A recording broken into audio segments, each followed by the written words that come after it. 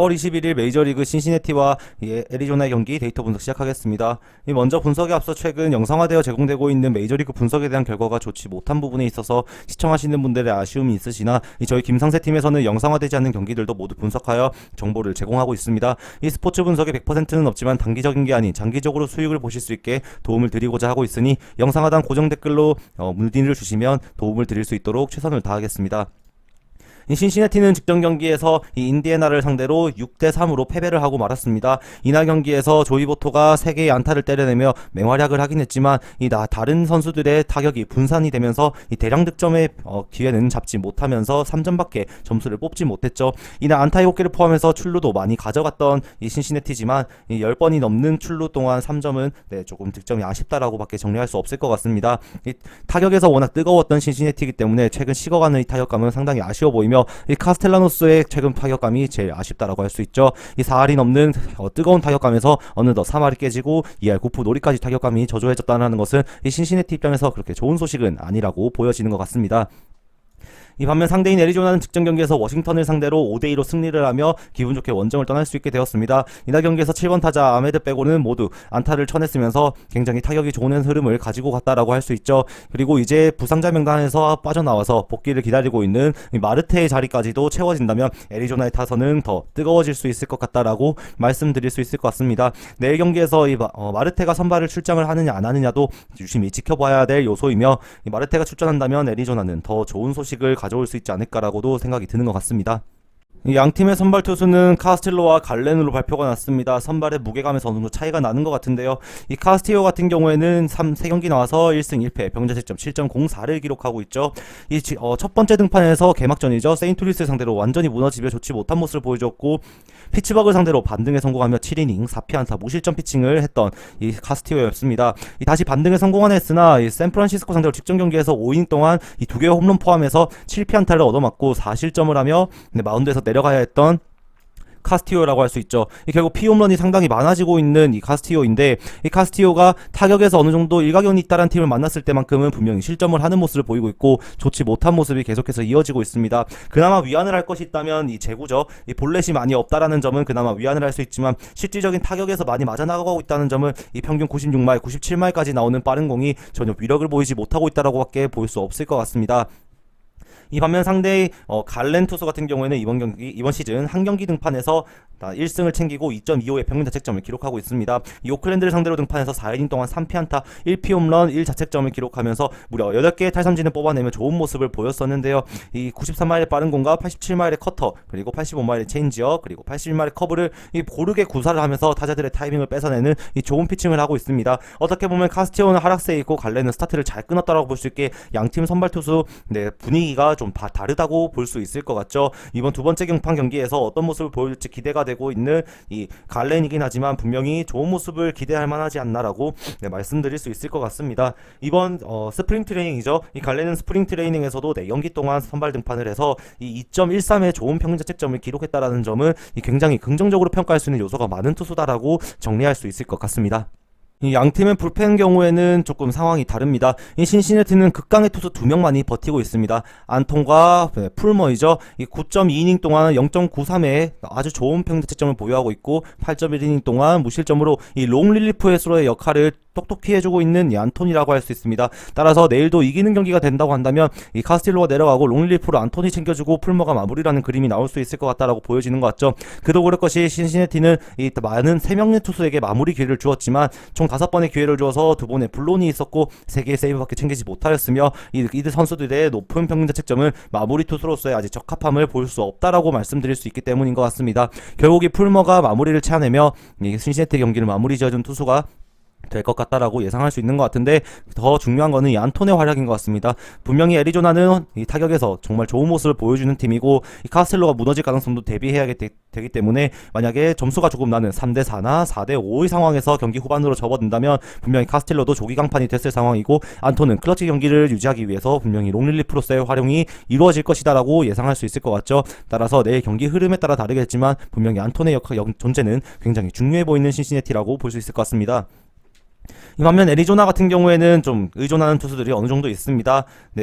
긴켈이랑 로페즈 그리고 이제 피콕이죠. 이런 선수들이 굉장히 잘해주고 있기 때문에 이 애리조나 같은 경우에도 타격에서 어느 정도 쳐준다면은 한 번 정도는 다른 추격조 불펜들을 한 이닝 정도 사용을 하고 그 다음부터 7, 8, 9회 3회 정도를 깔끔하게 마무리 투수들과 피승조로 마무리를 지을 수 있는 여건을 가져가는 그런 모습을 보여주는 애리조나의 현재 불펜 상황입니다. 이 하루에 휴식기가 두 팀 모두 있었기 때문에 불펜에 대한 과부하는 걱정 없을 것 같고 결국 물량전으로 간다면은 애리조나가 더 유리한 고지를 가져갈 수 있지 않을까라고 생각이 들며 최근 타격 흐름을 봤을 때 이 신시내티의 타격감은 떨어지고 있다라고 볼 수 있기 때문에 애리조나가 타격에서 어느 정도 리드를 잡아준다면 불펜들을 사용해서 분명히 좋은 모습을 보여줄 수 있지 않을까라고 생각이 드는 것 같죠.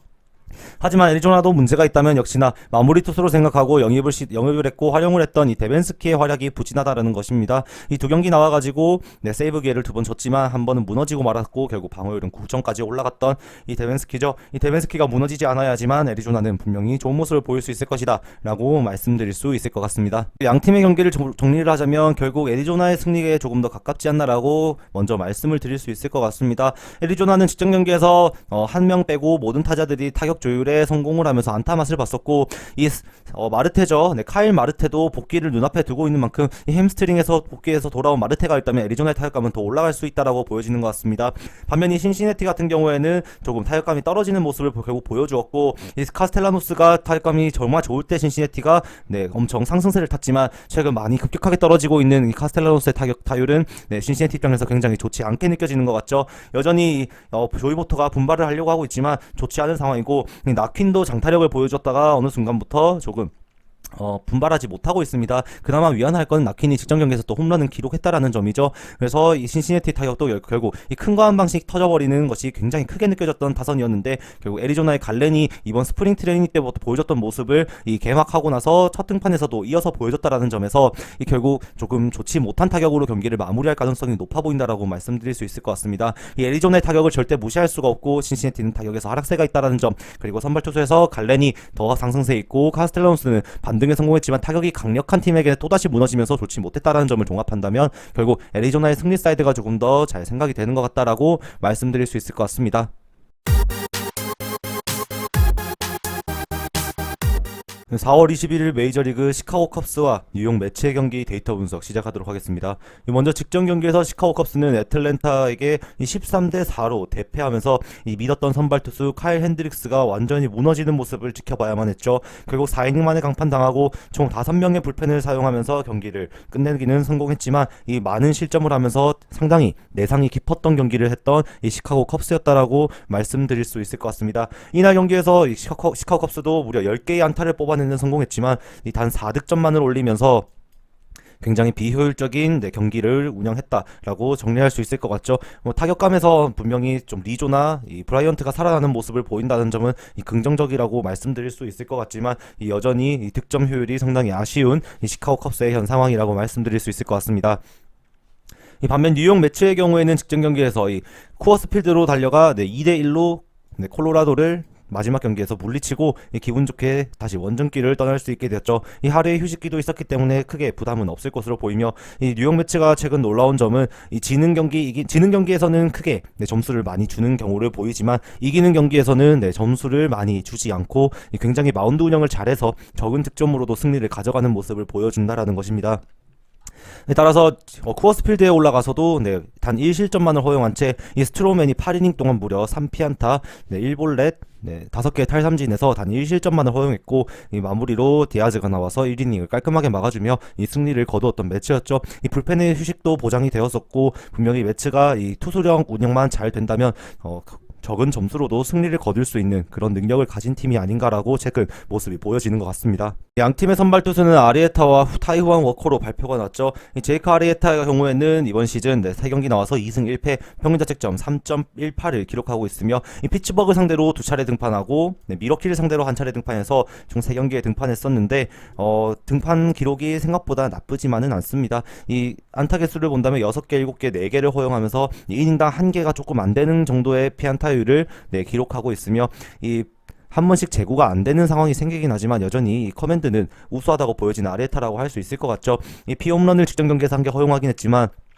이 피장타율이 생각보다 낮다라는 점은 의외로 좋은 지표로 작용할 것 같은데, 이 밑에서 보이는 지표에서 따르면은 또 의외로 강한 타구는 많이 나온다라고 말씀드릴 수 있습니다. 그래서 이 아리에타가 이 구속이 91마일로 많이 느려져 있다라는 점에서 이 잠재적 장타를 맞을 수 있는 기대치라고 해야 될까요? 그런 부분은 굉장히 아직까지 존재하고 있다라고 말씀드릴 수 있을 것 같죠. 따라서 홈런을 많이 허용하진 않았지만 이러한 지표들이 타구 속도가 빠르게 나온다라는 말이기 때문에 결국 장타를 조심해야 되는 이 아리에타라고 말씀드릴 수 있을 것 같습니다. 하지만 여전히 베테랑으로서 이 노련한 면모는 분명히 보여주고 있기에 이 아리에타를 상대로 매치가 타격을 통해 많은 점수를 뽑아낼 수 있을지는 살짝 의문이 들고 있는 것 같죠.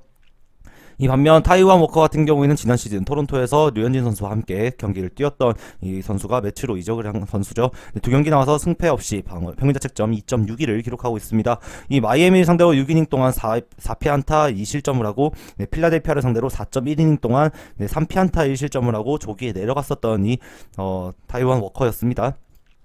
이날 마지막 등판에서 이 필라델피아를 상대로 등판을 했을 때 타이완 워커는 총 80개의 공밖에 던지지 않았었습니다.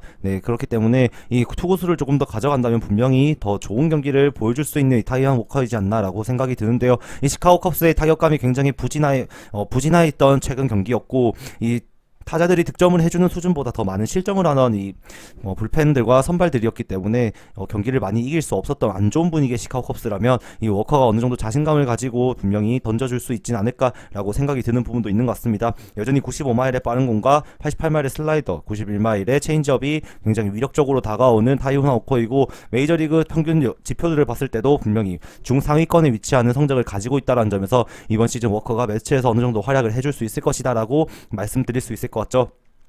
결국 세부 지표에서 이것들은 타구의 질을 보는 지표들이기 때문에 아리에타를 상대로 봤을 때는 분명히 이 타구의 질 자체가 타자들이 더 안 좋게 갖고 간다라는 것은 타이완 워커가 공을 잘 던지고 있다라는 소리겠죠. 그래서 순수 지표로 봤을 때는 분명히 타이완 워커가 더 기대치가 높다라고밖에 볼 수 없을 것 같습니다.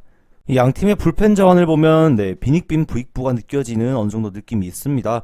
이 시카고 컵스 같은 경우에는 많은 불펜 자원들을 활용을 하면서 최근 이 불펜들의 의존도가 상당히 높아져 있는 이 시카고 컵스다라고 이 말씀드릴 수가 있는데, 매치 같은 경우에는 지금 부담을 굉장히 일정 선수들이 몰아서 받고 있는 상황이죠. 이 카스트로랑 디아즈가 이 가장 많은 경기를 책임지려고 하고 있고, 그 다음에 메이가 그 다음을 따르고 있으며 나머지 선수들에 있어서는 이 이닝 수를 그렇게 많이 가져가지 않고 있는 상황입니다. 그리고 이 워낙 선발진에서 긴 이닝을 책임져주는 선수들이 많다 보니까 이 불펜들의 역할이 조금 줄어 있는 것도 어느 정도 사실이긴 하죠. 하지만 이 지는 경기에서 너무나도 가비지가 일어난다는 점은 이 매치 입장에서는 그렇게 좋다라고 볼 수는 없을 것 같죠. 컵스가 이기는 경기에서 아리에타가 긴 이닝을 끌고 가지 못하더라도 이 많은 투수들을 활용하면서 그 이기는 경기를 지키는 점수를 지키는 거는 어느 정도 가능할 것이라고 보여지는데, 이 컵스가 최근 불펜 운영을 봤을 때는 너무 많은 실점을 하다 보니 선발들이 무너져서 불펜들에게 가비지가 걸리는 상황이 생각보다 많이 보였다라고 조금 말씀드릴 수는 있을 것 같습니다. 하지만 여전히 불펜 싸움에서 본다면은 이 매치보다는 시카고 컵스가 조금 더 다양하게 폭넓게 활용할 수 있는 불펜 자원이 많다라고 말씀드릴 수 있을 것 같죠. 따라서 내일 아리에타가 이 매치가 타격에서 많은 점수를 뽑아내지 못하는 팀이라고 봤을 때 어느 정도 막아준다면 이 타자들 지금 물이 올라온 이 크리스 브라이언트와 리조 같은 선수들의 이 큰 거 한 방으로 이 점수를 좀 지켜가면서 경기를 끌고 갈 수 있지 않을까라고 또 생각이 드는 것 같습니다. 양 팀의 경기를 종합해보면 뉴욕 매치의 경우에는 최근 10경기에서 7승 3패를 기록하고 있는데, 이동안에 대부분의 경기들이 저득점 경기로 이루어졌다는 점입니다. 이 뉴욕 매치는 타격에서 그렇게 좋은 모습을 보이진 못하고 있지만 이 투수들의 능력의 의존도가 굉장히 높은 편이죠. 그렇게 이 타이완 워커를 필두로 해서 6에서 7이닝 정도를 맡아준다면 불펜들이 의존도가 워낙 높은 이 매치이기 때문에 아까 전에 말씀드렸던 카스트로랑 디아즈의 역할을 빌려 매치가 경기를 마무리를 지으려고 하는 모습을 보일 가능성이 매우 높아 보인다라고 할 수 있으며, 이 시카고 컵스의 경우에는 이 최근 경우에서 시즌 9패를 기록하고 있는데 10경기에서 그 7패를 정립할 정도로 경기의 흐름 자체가 좋지 않습니다. 이 득점 자체를 아예 못할 때는 거의 못하는 경우도 많고 1, 2점에서 최대 3점까지 정도밖에 점수를 못 내는 모습을 보이면서 굉장히 부진한 타격 흐름을 보여주고 있다라고 말씀드릴 수 있죠. 이 결국 이 투수력이 약한 팀을 상대로도 어느 정도 득점을 뽑아내는 모습도 보였으나 이 뉴욕 매치와 같이 투수력이 강한 어느 정도 기량이 있는 팀들을 상대로는 득점 자체가 저조해지면서 애초에 좋은 경기를 할 수 없는 그런 분위기를 가지고 있다라고 밖에 말씀드릴 수 없을 것 같죠. 이 타이완 워커와 그리고 노련함을 자랑하는 이 아리에타가 만나서 시카고컵스 매치의 경기를 한다면 결국 많은 득점은 이루어지지 않을 것 같다라고 말씀드릴 수 있을 것 같으며, 어느 승패로의 접근 자체가 최근 흐름이 어렵다 보니 이 저득점으로의 접근이 가장 더 적중률을 높이는 접근의 방법이지 않나라고 정리할 수 있을 것 같습니다. 이번 경기는 두 팀의 언더로의 추천을 드리도록 하겠습니다.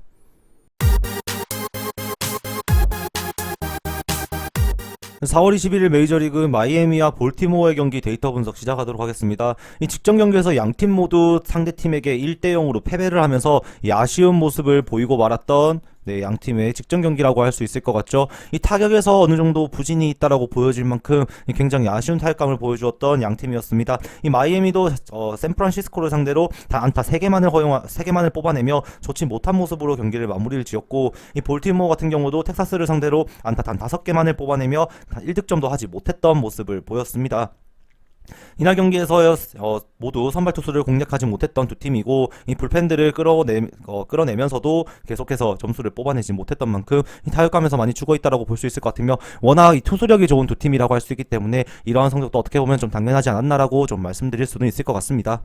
팀의 내일 선발 투수는 닉 네이데르트와 메타비로 발표가 났습니다. 이 네이데르트는 두 경기 나와서 승패는 없지만 평균 자책점 4점을 기록하고 있는 상황이죠. 이 첫 번째 경기에서 뉴욕 매치를 상대로 4.1이닝 던졌고, 두 번째 경기에서 애틀랜타를 상대로 4.2이닝을 던졌는데, 이 첫 번째 등판에서는 볼넷이 5개, 두 번째 등판에서는 볼넷이 4개로 이닝당 1개꼴의 볼넷을 지금 기록하고 있는 상황입니다. 결국 이 볼넷이 많다 보니까 투구수 관리가 안 되고 긴 이닝을 끌고 가기에는 아직 부족해 보인다라고 보이는 이 미완성형의 투수다라고 말씀드릴 수 있을 것 같죠. 이 다른 지표들도 맞아나가는 타구의 질도 너무 좋다 보니까 이 장타 허용률도 생각보다 높을 것으로 보여지는 이닝 네이데르트며, 이 92마일의 패스트볼은 이 메이저리그에서는 완벽한 제구가 아니라면 이 메리트가 전혀 없는 구속이라고 말씀드릴 수 있을 것 같죠. 류현진 선수와 같은 정교한 제구가 아니라 이렇게 볼넷이 많이 나온 투수라면 이 92마일의 빠른 공은 타자들에게 좀 먹잇감이 될 수밖에 없다라고 말씀드릴 수 있을 것 같습니다.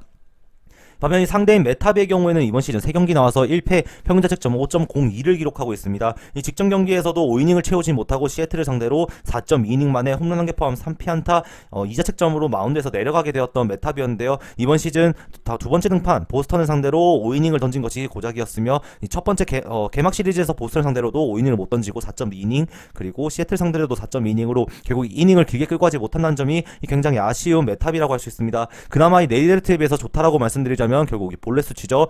제구만큼은 확실하다라는 느낌이고, 여전히 이 93마일의 빠른 공, 그리고 86마일의 슬라이더, 80마일의 커브, 그다음 85마일의 체인지업을 골고루 던지면서 이 전성기 때 모습을 찾아가고자 노력을 하고 있는 메타비지만 결국 한번 꼬였던 야구 인생은 잘 풀리지 않고 있다라고 말씀드릴 수 있겠습니다. 이 마이애미의 타선이 쿠퍼가 돌아오면서 조금 더 반등이 생기냐 했지만, 이 쿠퍼도 결국 반짝하고 다시 죽어버리며 타율이 최근 2할 9푼까지 떨어지며 메타비에게도 어느 정도 기회는 생겼지 않나, 마이애미 타선이 침묵했을 때 메타비가 좋은 모습을 보일 수도 있을 것 같다라는 생각이 들며, 이 역시나 하루의 휴식기는 조금 더 좋은 모습을 보일 수 있는 계기를 제공하지 않나라고 말씀드릴 수 있을 것 같습니다. 팀의 경우에는 불펜 상황이 생각보다 좋습니다. 이 마이애미 또한 지키는 야구가 되는 어느 정도 능력이 있는 팀이로서 이 평균 자책점을 어느 정도 유지하고 있는 굉장히 좋은 투수들이 많이 있다라고 말씀드릴 수 있는 것 같죠. 그렇게 직전 경기에서도 이 샌프란시스코의 최근 강한 타선을 상대로도 이 불펜들이 실점을 하지 않을 수 있는 그런 이유가 됐다고 보여지며, 이 볼티모어도 불펜진 상태는 상당히 좋습니다.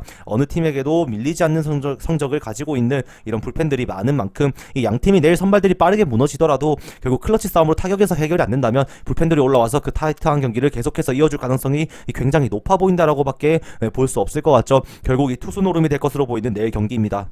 이 경기 같은 경우에는 결국 결과론적으로는 볼티모어가 조금 더 우세를 가져갈 수 있으며 저득점 경기가 예상된다고 말씀드릴 수 있을 것 같습니다. 이 이유를 말씀드리자면 결국 야구에서 투수들에게 가장 안 좋은 점은 이 볼넷입니다. 이 볼넷이 가장 안 좋은 건데 투수가 그것을 컨트롤하지 못한다라고 한다면 결국 스스로 위기를 자초하고, 야수들은 이 수비 시간이 길어지다 보니 집중력이 떨어지며 실책 확률이 올라가고, 투수도 어깨가 과부하가 걸리면서 가운데 몰리는 공이 많아지며 결정적인 한 방을 먹일 가능성이 굉장히 높다라고 말씀드릴 수 있을 것 같죠. 따라서 그 부분에 있어서 볼티모어가 조금 더 기회를 잡을 수 있는 이 여건은 가지고 있다라고 볼 수 있으나, 양팀 모두 불펜진이 좋은 상황에서 선발을 굳이 길게 끌고 갈 필요가 없다라고 볼 수 있는 것 같죠.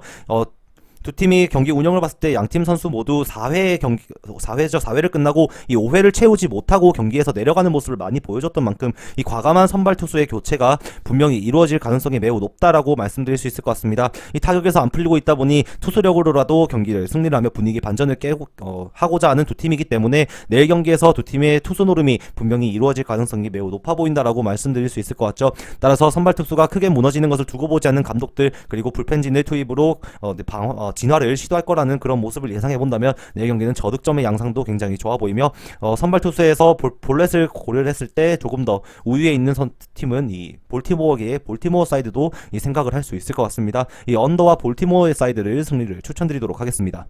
저 김상세의 조합픽을 무료로 직접 받고 싶으신 분은 영상 하단 고정 댓글에 오픈 링크로 문의 주시면 24시간 상담해 드리겠습니다.